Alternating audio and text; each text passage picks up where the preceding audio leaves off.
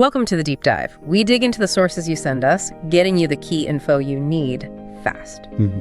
Today, we're talking about yard drainage. Sounds a bit dry, maybe? Yeah, maybe. But it's actually critical stuff. We're looking at materials from Pacific Blue Mechanical. They work a lot in Burnaby, Richmond, Vancouver. Wet places. Right, so they know their stuff when it comes to rain. And our mission today... It's simple, really.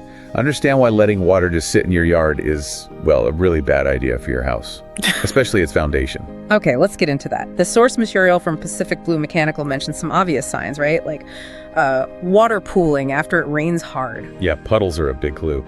Soggy grass that stays wet forever. Sometimes even, weird smells from stagnant water. Ugh, yeah, nobody wants that. But the really scary part mentioned is the damage to the house itself. The foundation. That's the core issue. It's not just messy, it's potentially damaging. Water sitting against your foundation creates pressure. It can lead to cracks, leaks, mold, really expensive problems. Makes sense. So this isn't just about having a nicer lawn, it's more like protecting your investment. Exactly. The Pacific Blue Mechanical info lays out the benefits clearly. First up is protection. Good drainage stops that water damage, stops mold. That saves you big money later. Huge money, potentially. Okay, protection, what else? Then there's health for your yard, Too much water drowns plant roots. They call it root rot. Proper drainage lets air get to the roots. Healthier grass, healthier plants. Healthy plants, healthy yard.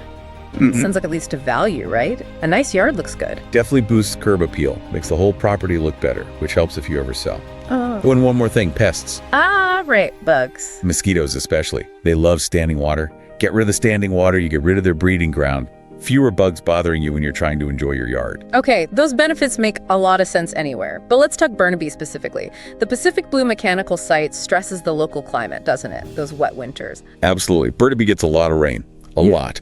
And sometimes the ground here, it doesn't soak it up fast enough on its own. Clay soil can be a factor too. So standard solutions might not cut it. The source mentions a couple of specific systems. French drains. What are those in simple terms? Think of it like a hidden underground highway for water. It's basically a trench, maybe with some gravel and a pipe with holes in it.